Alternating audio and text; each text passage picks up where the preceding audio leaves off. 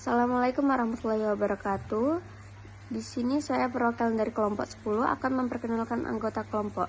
Yang pertama ada Arka yang akan menjelaskan tentang sifat gelombang elektromagnetik.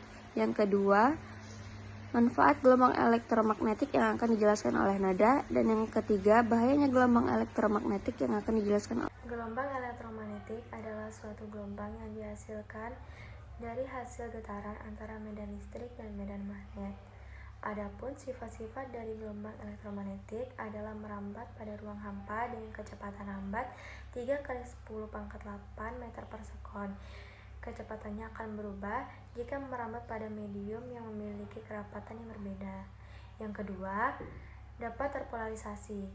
Bentuk polarisasinya dapat berubah dipantulkan atau direfleksikan, dibiaskan atau direfraksi, diinterferensi, dan dibuat menjadi lentur atau difraksi.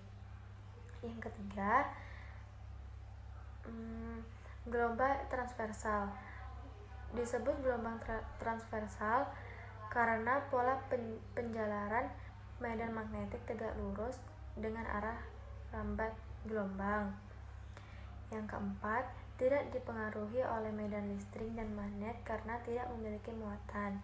Yang kelima, terjadi perubahan medan listrik dan magnet secara terus-menerus.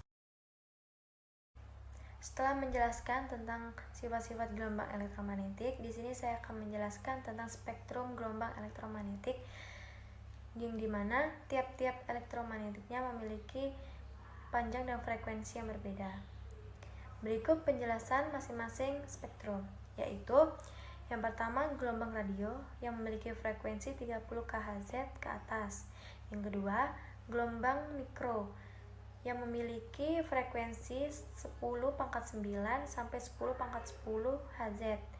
Yang ketiga, sinar inframerah yang memiliki jangkauan frekuensi 10 pangkat 11 Hz sampai 10 pangkat 14 Hz, atau daerah panjang 10 pangkat min 6 meter sampai 10 pangkat 3 meter.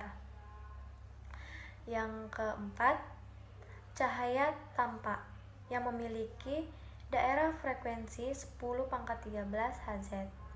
Yang kelima, sinar ultraviolet yang memiliki 10 pangkat 11 Hz sampai 10 pangkat 15 Hz sampai 10 pangkat 16 Hz. Yang keenam, sinar X yang memiliki jangkauan frekuensi 10 pangkat 16 sampai 10 pangkat 20 Hz. Yang terakhir, yaitu yang ketujuh, yaitu sinar gamma yang memiliki daerah frekuensi 10 pangkat 20 Hz sampai 10 pangkat 25 Hz. Baik, selanjutnya saya Nada Vera Syukri akan menjelaskan tentang manfaat gelombang elektromagnetik. Manfaat gelombang elektromagnetik ini banyak terjadi pada kehidupan sehari-hari kita. Beberapa di antaranya, yang pertama ada pada bidang komunikasi. Pada bidang komunikasi ini bisa kita ambil dari gelombang radio yang digunakan untuk berkomunikasi, seperti radio, TV, serta ponsel. Yang kedua, ada pada bidang teknologi. Pada bidang teknologi ini, ada pada gelombang mikro yang biasa digunakan pada microwave untuk memanaskan makanan, atau juga untuk radar mendeteksi objek, serta wifi untuk terkoneksi pada internet. Selanjutnya ada pada bidang medis. Pada bidang medis ini, sinar X untuk melihat tulang, serta sinar gamma untuk terapi kanker. Yang terakhir ada pada bidang industri. Pada bidang industri ini biasanya ada pada laser. Laser digunakan untuk memotong dan mengelas. Serta ada sinar inframerah yang bisa digunakan untuk mengeringkan cat. Ada contoh lainnya pada sinar violet, ultraviolet, dan sinar inframerah. Sinar ultraviolet biasanya membantu tubuh untuk memproduksi vitamin D, serta sinar inframerah digunakan untuk remote control. Terima kasih. Baiklah, di sini saya akan menjelaskan bahayanya gelombang elektromagnetik. Gelombang elektromagnetik memiliki berbagai jenis dengan efek yang berbeda. pada kesehatan. Beberapa di antara berpotensi berbahaya jika terpapar dalam dosis tinggi atau dalam jangka panjang. Berikut penjelasan singkat mengenai bahayanya. Yang pertama, ada radiasi sinar UV, dapat menyebabkan kanker kulit dan kerusakan mata jika terpapar berlebihan. Yang kedua, penggunaan sinar X dapat meningkatkan risiko kanker jika dilakukan tanpa pengawasan medis yang tepat. Dan yang ketiga, gelombang mikro, paparan tinggi bisa menyebabkan pemanasan jaringan tubuh, tetapi dalam penggunaan umum seperti microwave relatif aman. Dan keempat, radiasi telepan seluler diduga mempengaruhi aktivitas otak, meski masih dalam penelitian jangka panjang. Yang kelima, sinar inframerah, paparan berlebihan biasanya menyebabkan luka bakar pada kulit. Yang keenam, paparan radiasi dosis tinggi bisa menyebabkan kerusakan DNA, meningkatkan risiko kanker, dan masalah kesehatan serius lainnya.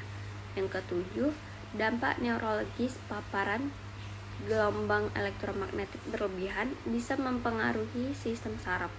Yang ke-8, kardiogenetik gelombang elektromagnetik berlebihan bisa mempengaruhi jantung meskipun bukti klinis masih terus dikaji.